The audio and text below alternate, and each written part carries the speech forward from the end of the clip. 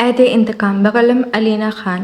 کہانی ہے برسوں پہلے کی عہد کو پورا کرنے والے کی، ملک سے وفاداری کرنے والے کی، بدلے اور انتقام کی آگ میں جلنے والے کی، محبت کرنے والوں کی۔ سردیوں کا آغاز تھا۔ کراچی شہر میں کوئٹہ کی طرف سے آنے والی سرد ہوائیں چل رہی تھیں۔ جہاں سب لوگ اس موسم سے لطف اندوز ہو رہے تھے، وہاں وہ ساحل سمندر کے کنارے کھڑا ماضی میں کھویا ہوا تھا۔ کیوں مار رہے ہو؟ جانے دو، مت مارو میرے ماما بابا کو، وہ بچہ روتے چیختے ہوئے کہہ رہا تھا، مگر ان لوگوں پر اس کی چیخو پکار کے کچھ اثر نہیں ہو رہا تھا۔ آفندی تمہارے ساتھ کام نہیں کرنا چاہتا تھا نا؟ اب دیکھ، اس کام میں ہم تیرے بیٹے کو استعمال کریں گے، ایک آدمی نے بے ہنگم طریقے سے ہنستے ہوئے کہا۔ بچہ ایک پل کو ان لوگوں کی بات سن کر سہم گیا تھا، مگر ان لوگوں کو آپس میں گفتگو کرتا دیکھ کر وہ قریب موجود گھنے درخت پر چڑھ گیا۔ کہاں گیا وہ لڑکا؟ ڈھونڈو اسے، وہ ہمارے ہاتھ سے نکلنا نہیں چاہیے، جلدی ڈھونڈو اس کو، اس سے پہلے یہاں کوئی آ جائے۔ وہ آدمی غصے اور پریشانی کے ملے جلے تاثرات سے بولا۔ موبائل کی بیل نے اس کی سوچوں میں ارتعاش پیدا کیا۔ ہیلو، فون اٹھاتے اس نے بولا، مگر دوسری جانب کی بات سن کر اس کے ماتھے پر بل پڑے۔ وہ اپنی دوستوں کے ساتھ کینٹین میں آ کے بیٹھی تھی۔ آج تو سر نے لگتا قسم کھائی ہوئی تھی کہ سارا چیپٹر پڑھا دینا ہے، اس کی دوست ہانیہ نے کہا۔ شکر ہے کہ لیکچر کا ٹائم ختم ہو گیا تھا، ورنہ مجھے تو بہت بھوک لگ رہی تھی، اس کی دوسری دوست نے منہ میں لیز رکھتے ہوئے کہا۔ ہاں، تمہیں تو ہر وقت کھانے کی پڑی ہوتی ہے موٹی، اس نے اپنی دوست سمین کو ہنستے ہوئے بولا، جو اس وقت کھانے میں مصروف تھی۔ بالکل ٹھیک کہا ہے تم نے انو، اسے کھانے کے سوا کچھ آتا ہی نہیں ہے۔ ہنا نے بھی اس کا مذاق اڑاتے ہوئے کہا۔ کیسی دوستی ہو تم لوگ، اب میں تم لوگوں سے بات نہیں کروں گی، سمین نے روٹھے ہوئے کہا۔ ہائے، میری بیبی کو برا لگا، ہانی نے سمین کو بچوں کی طرح پچکارتے ہوئے کہا، جس پر سمین سمیت ان سب کی ہنسی کنٹین میں گونجی۔ اچھا اب جلدی کرو، میم انم کا لیکچر شروع ہونے والا ہے، انو تو اپنی رسٹ واچ پر ٹائم دیکھتے ہوئے بولا۔ اس کی بات سن کر وہ سب کلاس لینے کے لیے اپنی کتابیں اٹھانے لگی۔ ہم آج رات سامان دبئی نہیں بھیج سکتے، ان لوگوں کی ہم پر کڑی نظر ہے، آدمی نے اپنے سامنے موجود دوسرے آدمی سے کہا۔ مگر سرکار شیخ کو تو آپ نے آج رات تک کا بولا تھا، اس آدمی نے ڈرتے اپنے سرکار کو کہا، جو غصے میں ادھر ادھر کمرے میں چکر لگا رہا تھا۔ شیخ سے میں بات کر لوں گا، تم جا کے اپنا کام کرو، اس کے سرکار نے غصے سے پھنکارتے ہوئے کہا۔ کہاں ہے وہ؟ اس سے بولو جلدی یہاں پہنچے، میجر جنرل نے اپنے سامنے کھڑے کمانڈر حذیفہ سے کہا۔ سر میں نے اسے فون کر دیا ہے اور ساری صورتحال سے بھی آگاہی دے دی ہے، کمانڈر حذیفہ نے جنرل کو بتایا، اور وہ دونوں بیسمنٹ میں موجود میٹنگ روم کی طرف چل پڑے۔ کچھ دیر بعد دروازہ کھولنے کی آواز پر جنرل نے دروازے کی طرف دیکھا، جہاں وہ فوجی وردی میں کھڑا تھا۔ اس کی بھوری آنکھیں لال ہو رہی تھیں، ہلکے بھورے بال بیچ کی مانگ نکال کر سلیقے سے کنگھی کیے گئے تھے، وردی کے ہاف سلیوز ہونے کی وجہ سے اس کے کسرتی بازو نظر آ رہے تھے۔ اس کی گندمی رنگت پر یہ خاکی وردی بہت جچ رہی تھی۔ اس نے کمرے میں داخل ہوتے ساتھ جنرل کو سلیوٹ کیا اور اونچی آواز میں سلام کرتا حائم کے ساتھ والی کرسی پر بیٹھ گیا۔ کہاں تھے تم؟ کب سے تمہارا انتظار کر رہے تھے ہم۔ حائم نے اس کے بیٹھتے ہی سرگوشی کی۔ کہیں نہیں، فون سنتے ہی فوراً آ گیا۔ اس نے حائم کو اپنی طرف گھورتے دیکھا تو گویا ہوا۔ اب آ تو گیا ہوں نا، کیا مسئلہ ہے؟ اس کا انداز کافی جھنجھلاہٹ والا تھا۔ عمران اور اس کے آدمیوں کو اندازہ ہو گیا ہے کہ ہم ان کے طاق میں ہیں، جو سامان ان لوگوں نے کل دبئی بھیجنا تھا وہ نہیں بھیج رہے۔ میجر جنرل حمدان نے ان کو ارجنٹ میٹنگ کی وجہ بتائی۔ اب ہمیں اس کے اگلے قدم تک بہت محتاط رہنا ہوگا، وہ جلد ہی سامان دبئی کے لیے روانہ کرے گا۔ جنرل صاحب نے بات جاری رکھتے ہوئے کہا۔ لیکن میں اب اور انتظار نہیں کروں گا، اس شخص کو اس کے انجام تک خود پہنچاؤں گا۔ جنرل کی بات سن کر وہ ایک دم تیز سے بولا۔ سب نے اسے دیکھا، جو اچانک غصے میں بولا تھا، اس کی بھوری آنکھوں میں خون اترا ہوا تھا۔ کمانڈر، ہمیں بہت محتاط رہ کر یہ کام کرنا ہے، اس طرح غصے میں ہمیں صرف نقصان ہی ہوگا، جنرل نے اسے سمجھاتے ہوئے کہا، جو اپنے غصے میں سب کچھ تباہ کرنے کو تیار تھا۔ اوکے سر، جنرل کی بات سن کر اس نے لب بھینچتے ہوئے کہا۔ کھڑکی میں کھڑی آسمان پہ نظر جمائے نہ جانے وہ کہاں گم تھی۔ ہوا میں خنکی ہونے کی وجہ سے لاہور کی رات دن کی بدولت زیادہ ٹھنڈی ہوتی تھی۔ ہوا سے اس کی بالوں کی لٹیں بار بار اس کے چہرے کو چھو رہی تھی، مگر وہ تو جیسے تاروں بھرے آسمان میں کیا تلاش کر رہی تھی۔ بیٹا وہاں کیوں کھڑی ہو اور ابھی تک سوئی کیوں نہیں؟ کوئی پریشانی ہے؟ ایسے کیوں کھڑی ہو؟ ٹھنڈ لگ جائے گی۔ بی جان نے اسے کمرے میں روشنی دیکھی تو اسے کمرے میں آ گئی اور اسے کھڑکی کے پاس کھڑا دیکھ کر تفتیش سے پوچھا۔ بی جان کی آواز پر چونکی، پھر مڑ کر انہیں دیکھا جو اس کے بیڈ پر آ کر بیٹھ گئی تھیں۔ اس سال بھی وہ نہیں آیا بی جان، اس نے بی جان کی گود میں سر کر کہا۔ تم جانتی تو ہو بچپن سے وہ کتنا ضدی ہے، جب تک اس کا اپنے باپ سے کیا وعدہ پورا نہیں ہوگا وہ سکون کا سانس نہیں لے گا۔ بی جان نے پری کے بالوں میں نرمی سے انگلیاں چلاتے ہوئے افسردگی سے کہا۔ اب تم سو جاؤ اور اس کے بارے میں زیادہ پریشان نہ ہو۔ بی جان نے پری کے اوپر کمبل ڈالا اور لائٹ آف کرتی کمرے سے نکل گئی۔ انفال ڈرائیور کے انتظار میں کھڑی تھی۔ ہنا آج چھٹی پر تھی اور ہانیہ سمین کو لینے آئے تو وہ چلے گئیں۔ ابھی وہ واپس یونی کے اندر جانے لگی کہ ایک گاڑی یونی کی گیٹ پر رکی۔ اس نے حیرانی سے کار میں موجود افراد کو دیکھا۔ اب کیا ایسے ہی منہ کھولے کھڑی رہو گی، گاڑی میں بھی بیٹھو گی؟ ہائم نے انو کو اس طرح شاکڈ ہو کر منہ کھولے دیکھا تو ہلکا سا مسکرا کر کہا، بھائی آپ کب آئے؟ پتہ ہے میں کب سے آپ کا ویٹ کر رہی تھی۔ انو نے اسی گاڑی سے نکلنے پر اس کے گلے لگتے ہوئے کہا، اچھا اب زیادہ مسکے نہ لگاؤ اور چلو بیٹھو، باسل کو بھی ڈراپ کرنا ہے۔ ہائم نے انفال کے سر پر آہستہ سے چپت لگاتے ہوئے بتایا۔ انفال باسل کا نام سن کر اپنی اختیاری پر کچھ شرمندہ ہو کر گاڑی میں بیٹھ گئی۔ السلام علیکم۔ باسل نے ایک نظر اس پر ڈال کے اپنے مخصوص انداز میں سلام کیا۔ ہائم نے انفال کے بیٹھتے ہی گاڑی سٹارٹ کر دی۔ انفال جو ہائم سے باتیں کرتے ہوئے کب سے باسل کو دیکھ رہی تھی، جو ونڈو اسکرین سے باہر نظریں جمائے ہوئے تھا۔ بھائی کیا فوج کے لوگ مسکراتے نہیں ہیں؟ انفال نے باسل پر چوٹ کی تھی اور یہ بات وہ سمجھ گیا تھا کیونکہ انفال کی بات کا جواب ہائم ہنستے ہوئے دے رہا تھا۔ تمہیں کس نے بولا یہ؟ اور میں تو کب سے تمہارے ساتھ مسکراتے ہوئے جواب دے رہا ہوں۔ ہائم نے اس طرح اچانک سوال پر چونک کر کہا، نہیں کسی نے نہیں، میں تو ایسے ہی پوچھ رہی تھی۔ انفال نے اس کی بات پر گھبرا کر کہا۔ ہائم نے ایک بیکری کے سامنے گاڑی روکی اور اتر کر بیکری میں چلا گیا۔ ہائم کے جانے کے بعد اس نے ایک نظر سامنے بیٹھے شخص کو دیکھا جو ونڈو اسکرین سے باہر دیکھ رہا تھا۔ آپ اتنے روڈ کیوں رہتے ہیں؟ مطلب ہر وقت آپ کے چہرے پہ اتنی سنجیدگی کیوں رہتی ہے؟ بہت ہمت کر کے اس نے اپنے دل میں اٹھتے سوال کو پوچھ ڈالا۔ اس نے بیک ویو مرر سے پیچھے بیٹھی لڑکی کو دیکھا۔ آپ کو ایسا کیوں لگا؟ مباسل نے سرد مہری سے کہا، کیا آپ کسی سے محبت کرتے ہیں؟ وہ خود بھی نہیں جانتی تھی اس نے یہ سوال کیوں کیا۔ ہاں، جواب کچھ سیکنڈ بعد آیا تھا۔ اس کے ہاں کہنے پر انفال کے اندر کچھ ٹوٹا۔ رخ موڑ کر وہ باہر بیکری کی طرف دیکھنے لگی جہاں سے اب ہائم کچھ شاپرز پکڑے باہر آ رہا تھا۔ یہ لو تمہاری چیزیں۔ ہائم نے گاڑی میں بیٹھتے سامان اس کو دیا اور گاڑی سٹارٹ کرنے لگا۔ جب اس کا ڈیش بورڈ پر پڑا موبائل بجا۔ بیک ویو مرر سے مباسل نے ایک نظر اسے دیکھا جو لیلین کے پرنٹڈ سوٹ میں دوپٹہ گلے میں اسٹرولر کی طرح لیے ہوئے تھی۔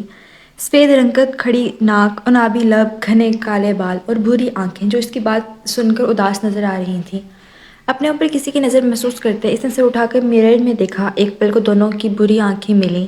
مباسل نے فوراً اپنی نظروں کا رخ موڑ لیا، نہ جانے وہ ان آنکھوں میں دکھ نہ دیکھ سکا۔ ہمیں ابھی واپس جانا ہے، ہائم نے فون بند کرتے مباسل کو کہا۔ ٹھیک ہے، اس نے بولا۔ انفال کو گھر ڈراپ کر کے وہ واپس چلے گئے۔ یہ سارا سامان آج رات کراچی ایئرپورٹ سے دبئی بھیجنا ہے اور دھیان رہے کسی کو بھی اس کا پتہ نہ چلے۔ وہ اپنے سامنے کھڑے آدمیوں سے بولا۔ سرکار، اگر وہ لوگ پھر سے ہم تک پہنچ گئے تو؟ ایک آدمی نے ڈرتے ڈرتے کہا۔ نہیں پہنچیں گے، آج رات یہ سب دبئی بھیجنا لازمی ہے ورنہ شیخ ہمیں نہیں چھوڑے گا۔ اب تم لوگ دفع ہو اور کام مکمل کرو، جاؤ۔ عمران نے اپنے بات مکمل کرتے آخر میں غصے سے ان آدمیوں کو کہا۔ نوجوان، آج کی رات ہمارے لیے بہت خاص ہے۔ آج ہم اس عمران کو رنگے ہاتھوں پکڑیں گے، جنرل نے اپنے سامنے موجود فوجی جوانوں سے کہا۔ کراچی ایئرپورٹ سے آج منشیات اور سمگلنگ کا سامان دبئی جائے گا اور اس سے پہلے ہمیں ان لوگوں کو پکڑنا ہے۔ انہوں نے تمام جوانوں کو بریف کرتے ہوئے کہا۔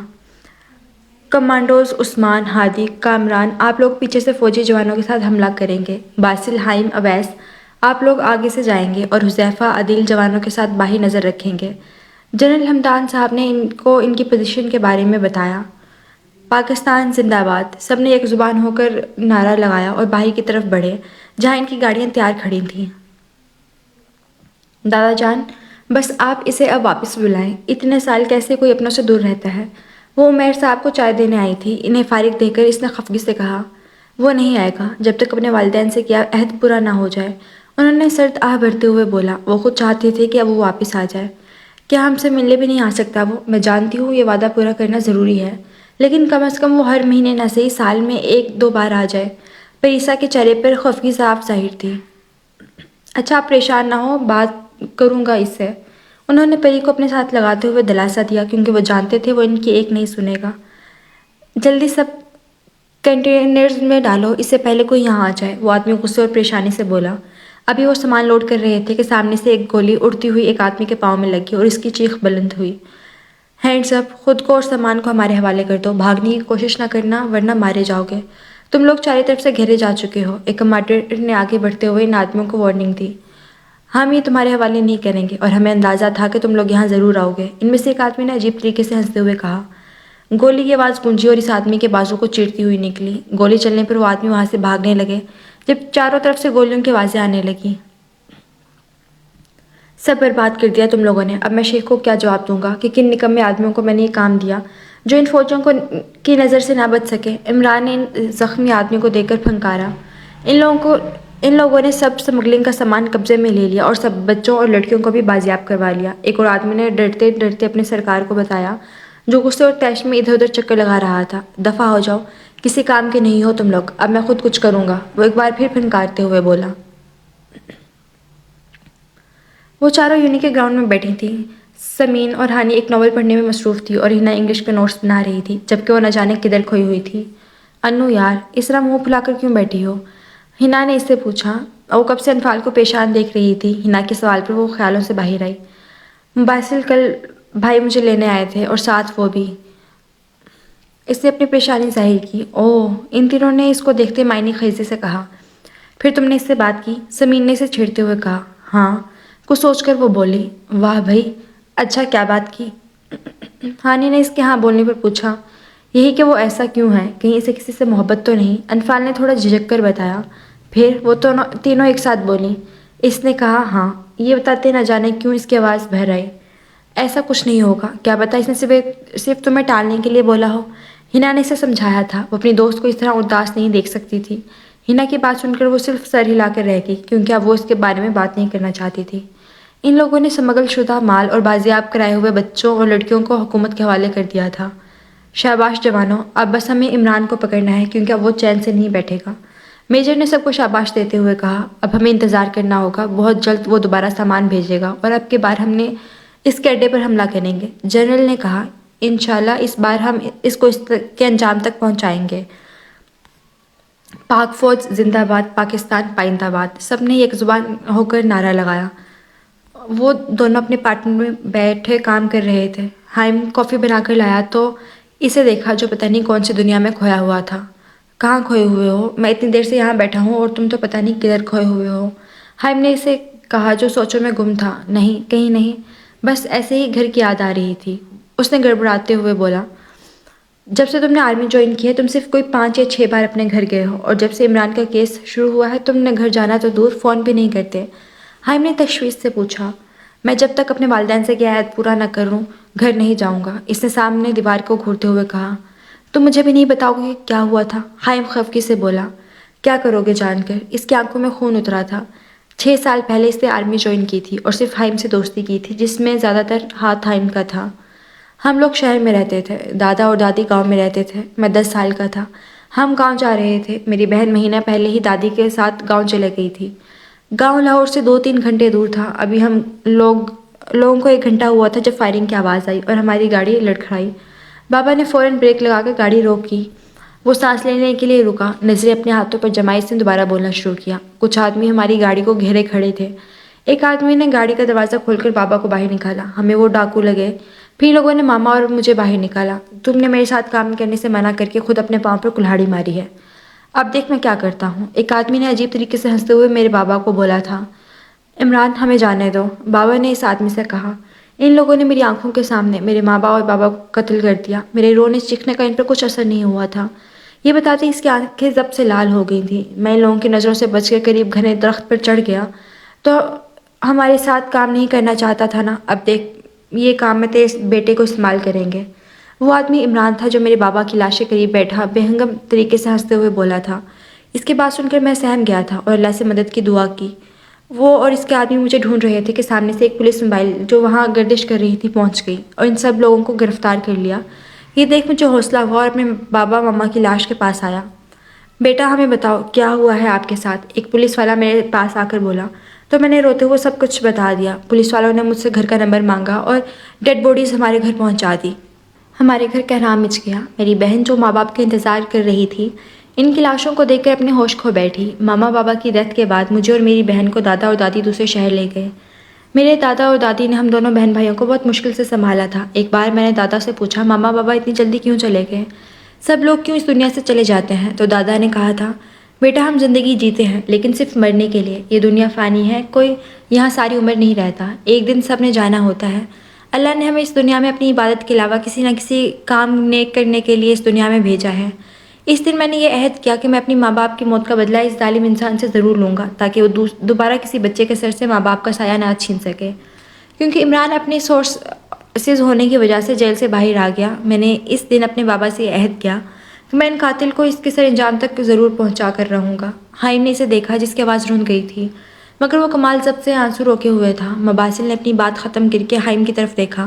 حائم کی آنکھوں میں اس کی بات سن کر نمی آ گئی۔ وہ اٹھا اور مباسل کو گلے لگاتے ہوئے بولا، میں ہمیشہ تمہارے ساتھ ہوں، اللہ تمہیں تمہارا عہد پورا کرنے کی ہمت دے، آمین۔ 2 ماہ بعد وہ یونی سے واپس آ رہی تھی جب ڈرائیور نے اچانک گاڑی روکی۔ سڑک تقریباً سنسان تھی۔ بھائی گاڑی کیوں روک دی؟ اس نے پریشانی سے پوچھا۔ میڈم شاید پیٹرول ختم ہو گیا ہے، ڈرائیور گاڑی چیک کرتے ہوئے بولا۔ ابھی کچھ منٹ گزرے تھے، اس نے بابا کو فون کر کے دوسری گاڑی بھیجنے کا بول دیا، تبھی ایک گاڑی ڈبہ وہاں آ کے رکا اور چند نقاب پوش آدمی اس میں سے نکلے۔ گاڑی کا دروازہ کھول ورنہ ہم تجھے مار دیں گے، ایک نقاب پوش آدمی نے ڈرائیور سے کہا۔ یہ سن کر پیچھے بیٹھی انفال ڈر گئی۔ کچھ دنوں سے اسے محسوس ہو رہا تھا جیسے کوئی اس پر نظر رکھے ہوئے تھا، لیکن ان لوگوں کو دیکھ کر صحیح معنوں میں اسے زمین اپنے پاؤں سے نکلتی ہوئی محسوس ہوئی۔ کون لوگ ہو تم اور کیوں دروازہ کھولیں؟ وہ ہمت کر کے بولی۔ اے لڑکی، تو اپنی زبان بند کر اور چپ چاپ گاڑی سے اتر، ایک آدمی نے غصے سے اسے بولا۔ جب ڈرائیور نے دروازہ نہیں کھولا تو ایک آدمی نے گاڑی کے ٹائر پر فائر کیا۔ اب اگر دروازہ نہ کھولا تو یہ گولی تیرے بھیجے میں اتاروں گا، وہ آدمی طیش میں ڈرائیور سے بولا۔ اس کی دھمکی دینے پر ڈرائیور اور اس کی روح کانپ گئی۔ بھائی اب دروازہ کھول دیں ورنہ یہ لوگ ہمیں مار دیں گے، انفال نے ڈرتے ہوئے کہا۔ ڈرائیور کے دروازہ کھولنے کی دیر تھی کہ ان آدمیوں نے ڈرائیور کے گلے میں انجیکشن لگا کر بے ہوش کر دیا اور انفال کے منہ پر رومال رکھ کر اس کی آواز بند کی جو چیخنے لگی تھی، اور اسے اٹھا کر گاڑی میں ڈال کر لے گئے۔ وہ سب لوگ آج ایک بار پھر عمران کو پکڑنے کا لاہے عمل طے کر رہے تھے جب کسی کا موبائل رنگ ہوا۔ حائم نے ایکسکیوز کرتے ہوئے فون اٹھایا۔ دوسری جانب کی بات سن کے اس کے چہرے پہ پیشانی پھیل گئی اور دماغ کی رگیں تن گئیں۔ سب نے اس کے بدلتے انداز کو دیکھا۔ سب خیریت ہے جوان؟ جنرل نے اس کے چہرے کو دیکھ کر پوچھا۔ عمران اب اپنی حدیں پار کر رہا ہے، اس نے میری بہن کو اغوا کیا ہے، میں اسے زندہ نہیں چھوڑوں گا، حائم نے غصے کے عالم میں کہا، اور مباسل کو یہ سن کر جھٹکا لگا تھا۔ اس کی آنکھوں کے سامنے وہ خفا سی بیٹھی لڑکی کا سراپا لہرایا۔ ہم آج رات ہی اس کے اڈے پر حملہ کریں گے اور اس کو اس کے انجام تک پہنچا کر رہیں گے۔ یہ ایک اندھیرا کمرہ تھا جہاں اسے لایا گیا تھا۔ اس کمرے میں اس کے علاوہ اور بھی لڑکیاں تھیں جن کے منہ کو رومال سے باندھا گیا تھا اور ہاتھوں کو پیچھے رسی سے باندھے ہوئے تھی۔ گرم سیال اس کی آنکھوں سے بہہ رہا تھا۔ جب اسے ہوش آیا تھا اسے اپنے سر میں ٹیسیں اٹھتی محسوس ہو رہی تھیں۔ کمرے میں اندھیری کی وجہ سے اس وقت کا اندازہ نہیں تھا، وہ بس مسلسل روئے جا رہی تھی اور اللہ سے مدد کی دعا کر رہی تھی۔ ہم آج رات لڑکیاں اور منشیات دبئی کے لیے روانہ کر دیں گے، وہ موبائل پر بات کرتے ہوئے بولا۔ اس بار سب صحیح سلامت دبئی پہنچے گا، بہت خاص آدمیوں کو میں نے یہ کام دیا ہے۔ دوسری طرف کی بات سن کر وہ بولا، اس بار تم لوگ مجھ تک نہیں پہنچ سکو گے، اب میں بتاؤں گا عمران چیز کیا ہے۔ عمران نے فون بند کرتے ہوئے خباثت سے ہنستے ہوئے کہا۔ وہ شاید بھول گیا تھا کہ اوپر بیٹھی ذات اس سے بھی زیادہ طاقتور ہے۔ اب وقت تھا جب اللہ اس کی رسی کھینچتا۔ ہم آگے کے دروازے سے جائیں گے، ہادی اور اویس پیچھے کی جانب جوانوں کو لے کر اندر جائیں گے۔ ہم نے چاروں طرف سے اس گھر کو خود گھیر لیا ہے، میجر نے ان کو پوزیشن سے آگاہ کرتے ہوئے کہا۔ وہ آہستہ آہستہ دبے قدموں اندر کی جانب بڑھ رہے تھے جب اس کی نظر ایک لکڑی کے دروازے پہ پڑی جس سے باہر سے تالا لگا ہوا تھا۔ وہ 2 جوانوں کو لے کر اس دروازے کی طرف بڑھا اور تالے کو بغیر آواز پیدا کیے توڑ ڈالا۔ دروازہ کھلنے پر جو منظر اسے دیکھا وہ اس کا خون کھلا گیا۔ وہ اس کے سامنے تھی، آنکھیں رونے کی وجہ سے سوج گئی تھیں، چہرے پر آنسوؤں کے نشان تھے، بال پونے سے نکل کر اس کے چہرے کو چھو رہے تھے، منہ کو رومال اور ہاتھوں کو پیچھے رسی سے باندھا ہوا تھا۔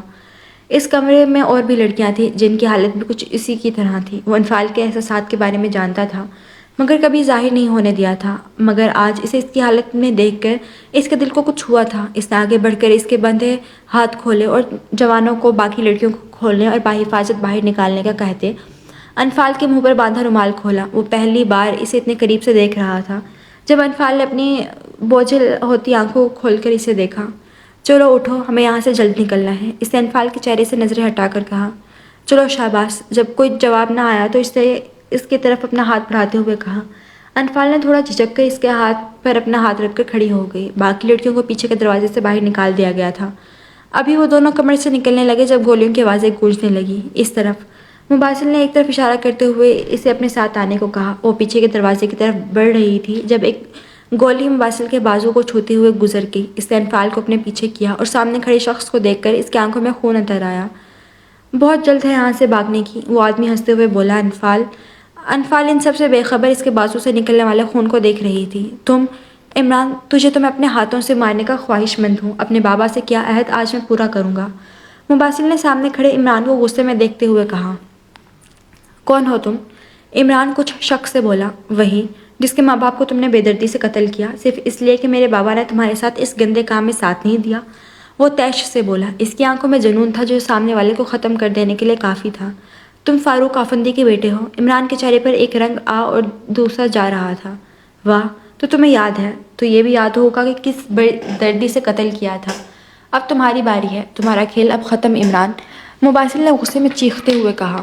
پیچھے کھڑی انفال کو ایک طرف اشارہ کرتے باہر جانے کا بول کر دوبارہ عمران کی طرف بڑھا۔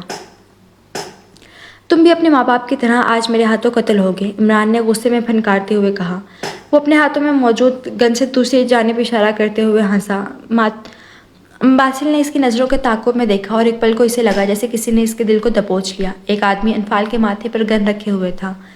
اگر اس لڑکی کی زندگی چاہتے ہو تو اپنی گن نیچے رکھو اور خود کو ہمارے حوالے کر دو، عمران نے ساکت کھڑے مباسل کو کہا۔ اس معصوم کو جانے دو عمران، ورنہ میں بہت برا پیش آؤں گا، وہ غصے میں دھاڑا۔ عمران نے جیسے ہی انفال کو اپنی گن کے نشانے پر رکھ کر ٹریگر کو دبانے لگا جب ایک گولی ہوا کو چیرتی اس کے ہاتھ سے آر پار ہوئی اور اس کے اڈے میں اس کی ہولناک چیخ بلند ہوئی۔ انفال، جس نے ڈر کے مارے آنکھیں میچی ہوئی تھیں، عمران کی چیخ پر ایک دم آنکھیں کھولیں اور اس محافظ کو دیکھا جو اپنی زخمی بازو کی پرواہ کیے بغیر عمران کے سینے میں گولیاں اتار چکا تھا۔ گولیوں کی آواز سنتے باقی کمانڈر اور فوجی سپاہی وہاں پہنچے۔ حائم کو سامنے دیکھ کر انفال روتی ہوئی اس کے سینے سے لگی۔ اس کو اور اس کے آدمیوں کو گاڑی میں ڈالو اور حائم، آپ ان کو گھر لے جائیں۔ جنرل نے پہلے حذیفہ اور کامران کو حکم دیا اور پھر حائم سے بولا۔ مباسل آفندی، آپ نے بہت اچھا کام کیا، ورنہ آج اگر یہ پھر بھاگ جاتا تو اسے پکڑنا مشکل تھا۔ Proud of you. میجر نے اس کی پیٹھ تھپکی۔ کمانڈر، آپ بازو پر ڈریسنگ کروائیں اور آرام کریں، جنرل نے اس کے زخمی بازو کو دیکھ کر کہا۔ آج اس کا اپنے باپ سے کیا عہد پورا ہوا تھا؟ جس انتقام کی آگ میں وہ جھلس رہا تھا اب وہ آگ بجھ گئی تھی۔ ایک ہفتے بعد وہ اپنا سامان ایک بیگ میں رکھ رہا تھا اور حائم سامنے صوفے پر لیٹا موبائل چلا رہا تھا جب مباسل نے اسے مخاطب کیا۔ انفال اب کیسی ہے؟ اس نے تھوڑا جھجک کر حائم سے انفال کے بارے میں پوچھا، جو اس واقعے کے بعد کافی ڈر گئی تھی۔ اب اکثر ڈر جاتی ہے۔ ماما، بابا اور ہدایت اسے واپس نارمل کرنے کی کوشش کر رہے ہیں، انشاءاللہ جلد ٹھیک ہو جائے گی۔ اس کے سوال کرنے پر حائم نے مشکوک نظروں سے اسے دیکھا اور پھر انفال کی حالت بتائی۔ مجھے تم سے بات کرنی ہے، اسے بیڈ کے کنارے بیٹھتے جسے لفظوں کا چناؤ کیا تھا۔ ہاں بولو، حائم اس کے انداز پر چونکا۔ میں انفال سے نکاح کرنا چاہتا ہوں۔ اس نے بات مکمل کر کے سینے میں دبی سانس ہوا کے حوالے کرتے حائم کو دیکھا۔ حائم کا چہرہ کسی بھی قسم کے تاثر سے عاری تھا۔ وہ حائم کے جواب کا انتظار کیے بغیر دوبارہ اٹھ کر بیگ میں سامان رکھنے لگا۔ میں گھر والوں اور انفال سے پوچھے بغیر تمہیں کوئی جواب نہیں دے سکتا۔ تم کہاں جا رہے ہو؟ حائم نے مشکوک طریقے سے کہا۔ ہاں، ایک کام ادھورا رہ گیا تھا، وہی کرنے جا رہا ہوں۔ اس نے ہلکے سے مسکراتے ہوئے بیگ بند کرنے لگا۔ نہ جانے کتنے وقت بعد وہ مسکرایا تھا اور حائم نے دل ہی دل میں اس کے ایسے مسکرانے کی دعا کی تھی۔ بی جان، میں کہہ رہی ہوں جب تک وہ نہیں آئے گا آپ ان رشتے والوں کو ہاں نہ بولیے گا۔ بی جان اور پریسا صوفے پر بیٹھی تھی۔ جب بی جان کی بات سن کر اس نے بی جان کو اٹل لہجے میں اپنا فیصلہ سنایا۔ تو پھر بی جان، آپ ابھی ان لوگوں کو ہاں بول دیں، اس نے پیچھے سے آ کے بی جان کے گرد بازو پھیلا کر شوقیہ انداز میں کہا۔ کیا ہو گیا؟ یہ میں ہی ہوں، میرا بھوت نہیں۔ اس نے مسکراتے ہوئے پری کو چٹکی کاٹی تو وہ ہوش کی دنیا میں واپس آئی اور اسے دیکھ کر بی جان کے گلے لگے ان کے شکوے دور کر رہا تھا۔ تم کتنے بدتمیز ہو مباسل، بندہ سال میں ایک بار گھر آ جائے، نہیں تو ہر ہفتے فون ہی کر لے، لیکن نہیں، تمہیں تو صرف اپنی پرواہ ہے۔ پریسا نے اس کے کان کھینچتے ہوئے تھوڑا غصہ کرتے ہوئے بولی۔ آخر میں آواز رند گئی تھی۔ مباسل کو لگا شاید اس نے بہت غلط کیا، کم از کم وہ ہر مہینے فون کر کے اپنی خیر خیریت کی خبر تو دیتا رہتا۔ دادا کہاں ہیں؟ آج تو سنڈے ہے، وہ گھر میں نہیں ہے کیا؟ پری کو چپ کراتے اس نے بی جان سے کہا۔ ہاں، مارکیٹ تک گئے ہیں، تم منہ ہاتھ دھو، میں کھانا لگاتی ہوں۔ بی جان نے اسے بتاتے ہوئے اس کو فریش ہونے کا بولتی کچن کی طرف چلے گئیں۔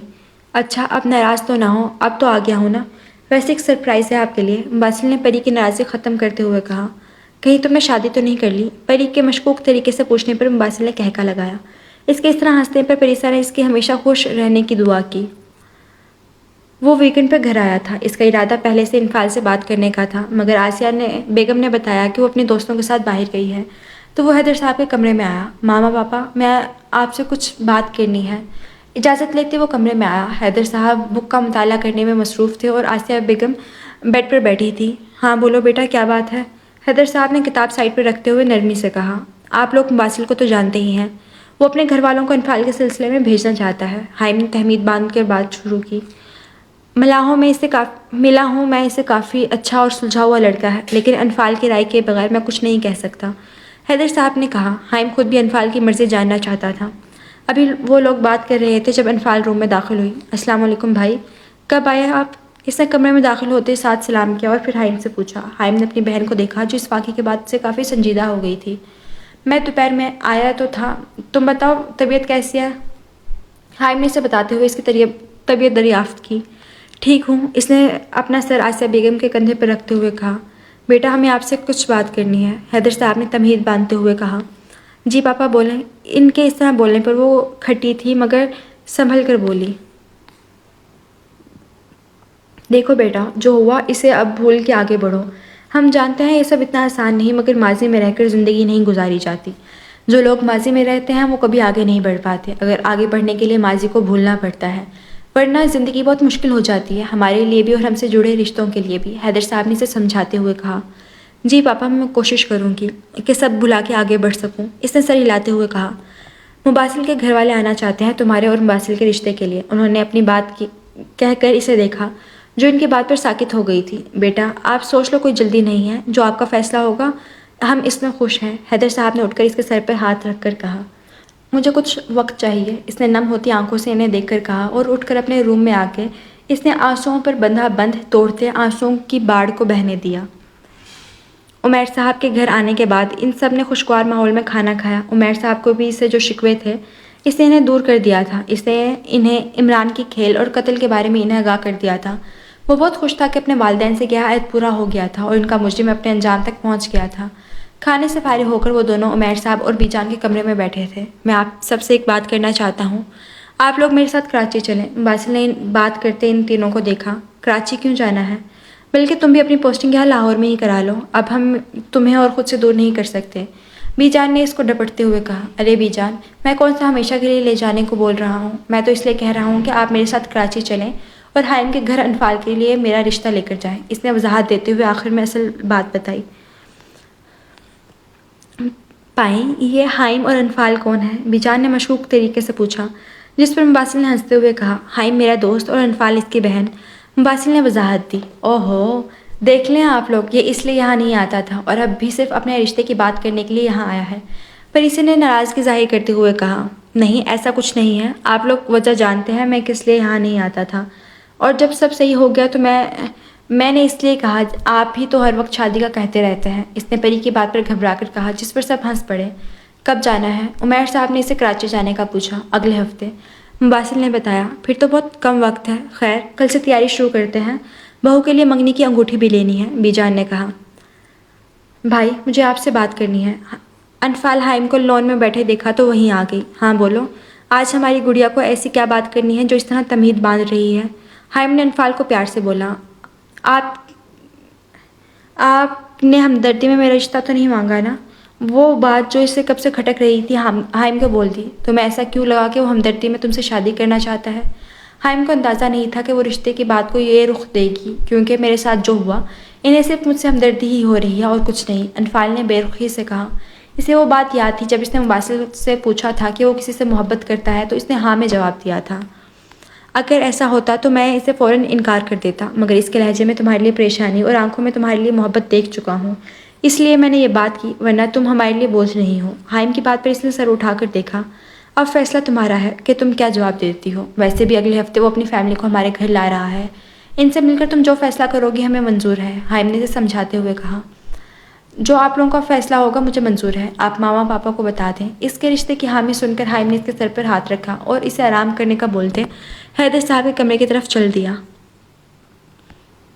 روم میں آ کے اس نے گروپ میں کانفرنس کال کی جسے اس کے تینوں دوستوں نے پک کی۔ کیا جواب دے کر آئی ہو؟ دیکھو اب تو تمہارے دل کی مراد پوری ہو رہی ہے تو اب تم پیچھے کیوں ہٹ رہی ہو؟ ان تینوں کو وہ شام میں ہی مباسل کے رشتے کے بارے میں بتا چکی تھی، تبھی اس کی کال کرنے پر وہ تینوں شروع ہو چکی تھی۔ کچھ بولو بھی انو، کیا جواب دے کر آئی ہو؟ انفال کے کچھ نہ بولنے پر ہنا غصے سے بولی۔ میں نے بھائی اور ماما پاپا کو فیصلے کا حق دے دیا ہے اور وہ اگلے ہفتے اپنی فیملی کو ہمارے گھر لا رہا ہے، انفال نے آنسو کے گولے کو حلق میں اتارتے ہوئے بتایا، اور پھر وہ تینوں انفال کو چھیڑنے میں لگ چکی تھیں۔ جمعے کو ہی وہ کراچی پہنچ گئے تھے اور مباسل کے اپارٹمنٹ میں رکے تھے۔ اپارٹمنٹ میں 4 کمرے، اٹیچ باتھ روم اور لاؤنج اور اور اس کے ساتھ اوپن کچن تھا۔ آج وہ سب حیدر صاحب کے گھر جانے کے لیے تیاری کر رہے تھے۔ ادھر حائم بھی اپنے ماں باپ کو مباسل کے والدین کے بارے میں بتا چکا تھا۔ مباسل، عمیر صاحب، بی جان اور پری جب حیدر صاحب کے گھر پہنچے تو ان کا استقبال بہت اچھے سے کیا گیا۔ مباسل بلیک پینٹ کے ساتھ بلیک ٹی شرٹ پہنے، جس کے ہاف سلیوز میں سے کسرتی بازو نظر آ رہے تھے اور بائیں بازو پر گولی کا نشان ابھی بھی موجود تھا۔ سب لوگ لاؤنج میں بیٹھے تھے جب عمیر صاحب نے بات شروع کی۔ ہم آپ کی بیٹی انفال کا ہاتھ اپنے پوتے مباسل کے لیے مانگنا چاہتے ہیں۔ اس کے والدین زندہ ہوتے تو وہ آتے، مگر ان دونوں کے بعد ہم ہی ان دونوں کے والدین ہیں۔ عمیر صاحب نے بغیر تمہید باندھے اپنے آنے کا مقصد بتایا۔ جی، حائم نے بتایا تھا۔ بہت افسوس ہوا سن کر، لیکن اللہ کا شکر ہے اس نے اس بچے کو اتنی ہمت اور حوصلہ دیا اور ان کے مجرم کو اس کے انجام تک پہنچایا۔ حیدر صاحب نے پہلے افسوس کیا اور پھر مباسل کو شاباش دیتے ہوئے کہا، ہمیں یہ رشتہ منظور ہے۔ آج سے انفال آپ کی بیٹی ہے۔ حیدر صاحب نے انہیں اپنے فیصلے سے آگاہ کرتے ہوئے کہا۔ سب کو مبارکباد دی۔ آسیہ بیگم، آپ انفال کو لے آئیں۔ حیدر صاحب نے آسیہ بیگم سے کہا تو آسیہ بیگم پری کو بھی اپنے ساتھ انفال کے روم میں لے گئیں۔ وہ دونوں انفال کے کمرے میں داخل ہوئیں، جہاں انفال کے ساتھ اس کی تینوں دوستیں بھی موجود تھیں۔ لائٹ پرپل کلر کی گھٹنوں تک آتی فراک کے ساتھ وائٹ چوڑی دار پاجامہ پہنے، کانوں میں سفید موتی والی بالیاں اور بال کی فرنٹ چوٹی بنائے ہلکے میک اپ میں وہ بہت حسین لگ رہی تھی۔ ماشاءاللہ، مجھے نہیں پتا تھا میرے بھائی کی پسند اتنی اچھی ہے، پری نے انفال کو دیکھتے بے ساختہ کہا، جس پر انفال کی گال سرخ ہوئے تھے۔ لڑکیوں چلو، سب باہر انفال کے انتظار کر رہے ہیں، آسیہ بیگم نے انفال کی نظر اتارتے کہا تھا۔ ہنا اور سمینی سے باہر لاؤنج میں لے آئیں۔ ہانیہ نے مٹھائی لا کر سینٹر ٹیبل پر رکھی۔ مباسل انفال کو آتے دیکھ کر کھڑا ہو گیا۔ اس کی نظریں انفال پر سے ہٹ ہی نہیں رہی تھیں۔ انفال نے خود پر کسی کی نظروں کو محسوس کرتے سر اٹھا کر اسے دیکھا، جو سب سے بے نیاز اسے دیکھنے میں مصروف تھا۔ مباسل کی نظروں سے نہ جانے کیوں وہ خود میں سمٹی اور نظریں جھکا گئی۔ انفال کو اس کے ساتھ لا کر بٹھایا گیا۔ آپ اجازت دیں تو ہم منگنی کی انگوٹھی انفال کو پہنا دیں۔ بی جان نے حیدر اور آسیہ بیگم سے اجازت مانگی تو ان کے ہاں کہنے پر بی جان نے انگوٹھی مباسل کے ہاتھ میں دی، جسے مباسل نے انفال کی انگلی میں پہنا دیا۔ بہت بہت مبارک ہو، حیدر صاحب نے مباسل کو گلے لگاتے ہوئے کہا۔ ہم چاہتے ہیں کہ پری کی شادی کے بعد ہی مباسل کی بھی شادی ہو جائے، عمیر صاحب نے کہا۔ اب سے انفال آپ کی امانت ہے، جب چاہیں لے جائیں، حیدر صاحب نے عمیر صاحب کو تسلی دیتے ہوئے کہا۔ ٹھیک ہے، پھر اگلے مہینے کی 15 تاریخ کو ہم اپنی امانت آپ سے لینے آئیں گے اور ہمیں کسی جہیز کی ضرورت نہیں ہے، بس اب آپ لوگ شادی کی تیاری شروع کریں۔ عمیر صاحب نے شادی کی تاریخ بتانے کے بعد کہا۔ انفال اب اپنی دوستوں اور پری کے درمیان بیٹھی تھی، لیکن مسلسل اس کی نظروں کی تپش خود پر محسوس کرتے اس نے آسیہ بیگم سے اندر جانے کو بولا تو انہوں نے اسے کمرے میں بھیج دیا۔ وہ جو حائم کے ساتھ باتوں میں مصروف تھا مگر دھیان انفال پر تھا۔ انفال کے اندر جانے کے بعد اس کے چہرے پر مسکراہٹ پھیل گئی۔ دونوں گھروں میں شادیوں کی تیاریاں زور و شور سے چل رہی تھیں۔ شادی سے ایک ہفتہ پہلے مباسل کے گھر والے اور رشتہ دار کراچی آ گئے۔ آج مہندی تھی، جو کہ حیدر ولا میں ہی کمبائن رکھی گئی تھی۔ اسٹیج کو گیندے کے زرد پھولوں سے سجایا گیا تھا۔ پورا حیدر ولا روشنیوں میں نہایا ہوا تھا۔ مباسل کی فیملی جب حیدر ولا پہنچی تو ان کا استقبال بہت پاک طریقے سے ہوا۔ مباسل سفید کرتے پر ہرے رنگ کے واسکٹ پہنے ہوئے بہت پرکشش لگ رہا تھا۔ مباسل کو اسٹیج پر بٹھانے کے بعد انفال کو بلایا گیا، جو پیلے اور ہرے رنگ کے امتزاج کی ٹخنوں تک آتی فراک کے ساتھ پیلے رنگ کا دوپٹہ سر پر اچھے سے سیٹ ہوا اور ہلکے میک اپ میں بہت خوبصورت لگ رہی تھی۔ انفال کے اسٹیج کے قریب آنے پر مباسل نے اپنا ہاتھ انفال کی طرف بڑھایا، جس پر انفال نے نظر اٹھا کر اسے دیکھا اور اپنا مہندی سے سجا ہاتھ اس کے ہاتھ پر رکھ دیا، جس پر ساری ینگ جنریشن نے ہوٹنگ کی۔ دونوں کے اسٹیج پر بیٹھنے کے بعد مہندی کی رسم شروع ہوئی۔ مباسل کے برابر بیٹھی انفال کا دل زور زور سے دھڑک رہا تھا۔ اس کے دل میں ابھی بھی یہی سوال گردش کر رہے تھے کہ وہ اس سے شادی کیوں کر رہا ہے، جبکہ وہ تو کسی اور کے پسند کرتا ہے۔ سب کی مسکراہٹوں، چیٹ کھانی اور ہلکے گلے میں یہ خوشیوں بھری رات اپنے اختتام کو پہنچی۔ اگلے دن کا سورج طلوع ہوا تو حیدر ولا میں ہر طرف گہما گہمی مچ گئی۔ آج بارات تھی، جس کا انتظام بھی حیدر ولا کے وسیع لان میں کیا گیا تھا۔ انفال اپنے دوستوں اور کزن کے ساتھ پولر جا چکی تھی۔ ماشاءاللہ انو، بہت پیاری لگ رہی ہو، ہانیہ نے انفال کو پیچھے سے گلے لگاتے ہوئے کہا تو انفال اس کی بات پر بھیگ گئی۔ آپ پلیز ان سے پیچھے ہو جائیں، ورنہ ان کا دوپٹہ کھینچنے کی وجہ سے ہیئر اسٹائل خراب ہو جائے گا۔ بیوٹیشین نے ہانیہ کو ٹوکا تو وہ منہ بنا کر پیچھے ہو گئی، جس پر ہنا اور سمیر نے کہکا لگایا۔ بارات حیدر ولا پہنچی تو ان کا استقبال بہت گرم جوشی سے کیا گیا۔ وہ آج میرون شیروانی جس پر گولڈن کڑھائی ہوئی تھی، پاؤں میں کھسے پہنے کسی ریاست کے شہزادہ لگ رہا تھا۔ اس سے اسٹیج پر بٹھایا جہاں مولوی صاحب پہلے سے موجود تھے۔ پارلر سے آنے کے بعد انفال کو اسے کمرے میں بٹھایا گیا، کیونکہ کچھ دیر میں نکاح کی رسم ہونی تھی۔ اس کی آنکھوں میں قرب تھا کہ کاش اس کے ماں باپ آج اس دنیا میں ہوتے تو کتنے خوش ہوتے۔ کچھ دیر بعد نکاح شروع ہوا۔ مباسل افندی، آپ کا نکاح انفال حیدر سے محض 5 لاکھ روپے سکہ راج الوقت کیا جاتا ہے، آپ کو قبول ہے؟ مولوی صاحب نے نکاح شروع کیا۔ قبول ہے۔ آپ کو قبول ہے؟ قبول ہے۔ آپ کو قبول ہے؟ اسے اپنے اور انفال کی آخری ملاقات یاد آئی۔ اگر وہ وقت پر اس کمرے میں نہ پہنچتا تو شاید اسے کھو دیتا۔ قبول ہے۔ مبارک ہو۔ حائم نے اسے گلے لگاتے ہوئے مبارکباد دی۔ پھر حیدر صاحب اور عمیر صاحب سے مبارکباد وصول کرنے کے بعد وہ آرمی آفیسرز اور باقی لوگوں سے ملا۔ انفال کے سر پر لال چیزیں ڈالی گئی تھی جب حیدر صاحب اور حائم مولوی صاحب اور چند گواہوں کے ساتھ اس کے روم میں داخل ہوئے جہاں آسیہ اور انفال کی دوستیں موجود تھیں۔ انفال حیدر، آپ کو مباسل افندی کے ساتھ 5 لاکھ روپے سکہ راج الوقت نکاح میں دیا جاتا ہے، آپ کو قبول ہے؟ مولوی صاحب نے نکاح شروع کیا۔ اس کا وجود کانپ رہا تھا۔ جب حیدر صاحب نے اس کے سر پر ہاتھ رکھا تو اس نے اپنا سر اس بات میں ہلایا۔ مولوی صاحب نے دوبارہ وہی الفاظ دہرائے۔ اس کے ذہن میں ابھی یہی الفاظ گردش کر رہے تھے کہ وہ کسی اور کو پسند کرتا ہے۔ قبول ہے۔ مولوی صاحب کے دوبارہ پوچھنے پر وہ ہوش میں آئی۔ آپ کو قبول ہے؟ مولوی صاحب نے آخری بار الفاظ دہرائے۔ قبول ہے۔ اس کی آواز بھیگ گئی تھی۔ حیدر صاحب نے اسے گلے لگایا اور مولوی صاحب کو باہر لے گئے۔ وہ حائم کے ساتھ باتوں میں مصروف تھی جب دلہن کے آنے کے شور پر اس نے سامنے دیکھا جہاں وہ اپنی دوستوں اور کزنز کے سنگ آتی دکھائی دی۔ ریڈ بلڈ لہنگے جس پر گولڈن کام ہوا تھا، سر پر اسی رنگ کا دوپٹہ جس کے کناروں پر گولڈن کڑھائی تھی، سیاہ بال جو کمر تک آتے تھے، انہیں آگے سے ڈیزائن بنا کر باقی ایک کندھے پر ڈالے ہوئے تھے۔ بلا شبہ وہ خوبصورت تھی مگر آج وہ کسی شہزادی سے کم نہیں لگ رہی تھی۔ انفال کے اسٹیج کے قریب آنے پر مباسل نے اپنا ہاتھ آگے بڑھا کر اسے اسٹیج پر چڑھنے میں مدد دی۔ پری نے انفال کو مباسل کے ساتھ صوفے پر بٹھایا۔ وہ دونوں ایک ساتھ بہت حسین لگ رہے تھے۔ سب لوگوں نے انہیں مبارکباد اور سلامی دی۔ دودھ پلائی کی رسم کے انفال کی دوستوں نے کی جس پر مباسل نے منہ مانگی رقم ان کو دی۔ رخصتی کا وقت آیا تو انفال نے اپنے ساتھ ہی باقی سب کو بھی رلا دیا۔ پھر پریسا اور بیجا نے انفال کو گاڑی میں بٹھایا۔ ان لوگوں کو مباسل کے اپارٹمنٹ جانا تھا۔ انفال کو کچھ رسموں کے بعد مباسل کے روم میں لے جایا گیا۔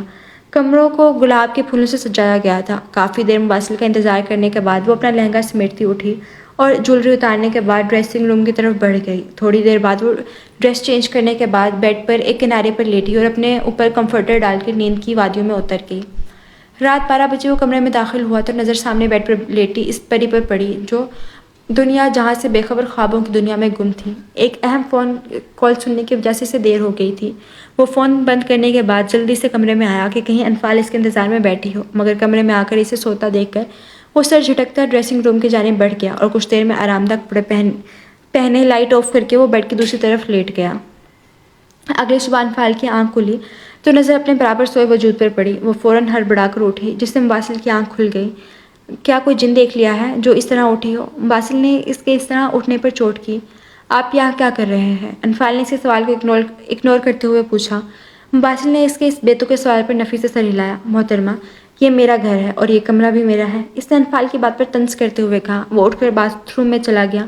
انفال نے ایک نظر پورے کمرے میں دوڑائی۔ کمرہ زیادہ بڑا نہیں تھا۔ فل سائز کا بیڈ جس کے سامنے والی دیوار پر LED فکس تھی اور دیوار کے ساتھ درمیانے سائز کا صوفہ تھا۔ دوسری جانب سنگھار میز تھی جس کی ایک طرف 2 دروازے تھے، ایک ڈریسنگ روم اور دوسرا باتھ روم۔ کمرے کا جائزہ لینے کے بعد وہ سنگھار میز کے سامنے کھڑے ہو کر اپنے بالوں میں برش پھیرنے لگی کیونکہ پارلر والی نے جو ہیئر اسٹائل بنایا تھا اس سے اس کے بال کافی الجھ گئے تھے۔ ابھی وہ بال برش کر رہی تھی جب باتھ روم کا دروازہ کھلا۔ انفال نے نظر اٹھا کر اسے دیکھا جو شاید شاور لے کر آیا تھا کیونکہ اس کے سامنے کے بالوں کی لٹوں سے پانی کی بوندیں گر رہی تھیں۔ نظر لگانی ہے کیا؟ جانتا ہوں بہت پیارا لگ رہا ہوں، مباسل نے اس طرح خود کو دیکھتے ہوئے کہا جس پر وہ ہوش میں آئی۔ کچھ زیادہ ہی خوش فہمی ہو رہی ہے، انفال نے سنبھلتے ہوئے کہا۔ کیا کریں، کچھ لوگ ہمیں دیکھ کر ہوش کھو دیتے ہیں، مباسل نے اس کے ہاتھ سے برش لیتے ہوئے کہا۔ وہ اس کی بات کا جواب دیے بغیر پاس سے گزرنے لگی جب مباسل نے اس کی کلائی تھامی۔ چھوڑے میرا ہاتھ، انفال اس کے ہاتھ پکڑنے پر کرنٹ کھا کر مڑی۔ کیا کریں، کچھ لوگ ہمیں دیکھ کر ہوش کھو دیتے ہیں، مباسل نے اس کے ہاتھ سے برش لیتے ہوئے کہا۔ مجھے تم سے بات کرنی ہے، مباسل نے اب کی بار اس کا دوسرا ہاتھ بھی اپنی گرفت میں لیتے ہوئے کہا۔ لیکن مجھے آپ سے کوئی بات نہیں کرنی، انفال مسلسل اپنے ہاتھوں کو اس کی مضبوط گرفت سے آزاد کرنے کی ناکام کوشش میں لگی ہوئی تھی۔ کیوں؟ کسی اور کو چاہتی تھی تو مجھ سے شادی کے لیے ہاں کیوں کی؟ اس نے انفال کی بات کو غصے میں کہا۔ میں کسی اور کو پسند کرتی تھی یا آپ نے تو مجھ سے شادی ہمدردی میں کی ہے۔ انفال کو تو مانو اس کی بات پر پتنگے لگ گئے تھے۔ تمہیں کس نے کہا کہ میں کسی اور کو پسند کرتا ہوں اور تم سے میں نے شادی ہمدردی میں کی ہے؟ باسل اس کی بات پر چونک کر بولا، آپ کو شاید یاد نہ ہو مگر مجھے اچھی طرح یاد ہے، آپ نے خود اس دن گاڑی میں کہا تھا کہ آپ کسی اور کو چاہتے ہیں۔ انفال نے اس کو یاد کرواتے ہوئے طنز سے کہا، اف انفال، مجھے نہیں معلوم تھا کہ اس دن کی بات کو تم نے آج تک سینے سے لگائے ہوئے ہو۔ باسل نے اس کے ہاتھوں کو چھوڑتے ہوئے ایک ہاتھ سے اپنے بالوں کو پیچھے کرتے ہوئے کہا، اسے نہیں معلوم تھا کہ انفال اس بات کو اتنا سیریس لے لے گی۔ تو کیا آپ نے مجھ سے جھوٹ بولا تھا؟ انفال نے پیچھے ہوئے کہا، ہاں، کیونکہ میں نہیں چاہتا تھا کہ تم مجھے لے کر اپنے دل میں کوئی جذبہ پیدا کرو، اور تمہارے دل میں موجود میرے بارے میں جو بھی احساسات تھے میں ان سے واقف تھا، اور کہیں نہ کہیں میرے دل میں تمہارے لیے وہی جذبات تھے۔ لیکن اس وقت میں تمہیں یہ بتا کر ان جذبات کو بڑھانا نہیں چاہتا تھا، اس وقت میں صرف اپنے والدین کا بدلہ لینا چاہتا تھا۔ اس سب میں نے اپنی جان سے بھی جا سکتا تھا، اور جہاں تک بات رہی تم سے شادی کرنے کی، تو ایک بات اپنے ذہن میں ڈال لو کہ میں نے کسی ہمدردی کی بنا پر تم سے شادی نہیں کی۔ باسل نے اسے بازو سے تھامتے ہوئے کہا، اب تو سب کلیئر ہو گیا ہے نا، تو اب مجھ سے خفا ہو؟ باسل نے اس کی تھوڑی کو ہلکے سے پکڑ کر اوپر کیا، جس پر انفال نے نظر اٹھا کر اس کی آنکھوں میں دیکھا جہاں اس کے لیے محبت اور اس کی آنکھوں سے صاف ظاہر تھی۔ سوری باسل، میں نہ جانے کیا کیا بول گئی۔ انفال اس کی آنکھوں میں زیادہ دیر نہ دیکھ پائی اور باسل کے سینے سے لگ کر رونے لگی، جس پر باسل نے اسے گرد اپنے بازوؤں کا حصار باندھا اور اس کے بال سہلانے لگا۔ اچھا، اب رونا بند کرو اور فریش ہو کر آؤ، باسل نے کچھ دیر بعد اسے خود سے الگ کرتے ہوئے کہا، جس پر وہ سر ہلاتی باتھ روم میں فریش ہونے لگی۔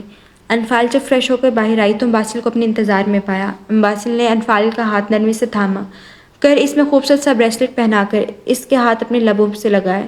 یہ تمہاری منہ دکھائی، کل رات جب میں آیا تو تم سو گئی تھی، باسل نے انفال کے شرماتے ہوئے چہرے کو دیکھ کر کہا۔ چلو باہر چلتے ہیں، ناشتہ لگ چکا ہے۔ وہ سر ہلاتی اس کے پیچھے ڈائننگ ہال کی جانب بڑھ گئی، جہاں سب ناشتے پر ان کا انتظار کر رہے تھے۔ وہ دونوں اسٹیج پر بیٹھے تھے، آج ان کا ولیمہ تھا جو لاہور کی ایک مارکی میں ارینج کیا گیا تھا۔ انفال پیچ رنگ کی میکسی زیب تن کیے تھی، جبکہ باسل نے بلیک پینٹ کوٹ پہنا ہوا تھا۔ باسل نے آگے ہو کر انفال کے کان میں کچھ کہا، جس پر وہ کھلکھلا کر ہنسی، اور کیمرہ مین نے اس منظر کو اپنے کیمرے میں محفوظ کیا تھا۔ ان دونوں کو مسکراتا دیکھ کر چاند تاروں نے ان کی ہمیشہ مسکرانے کی دعا کی۔ ختم شدہ۔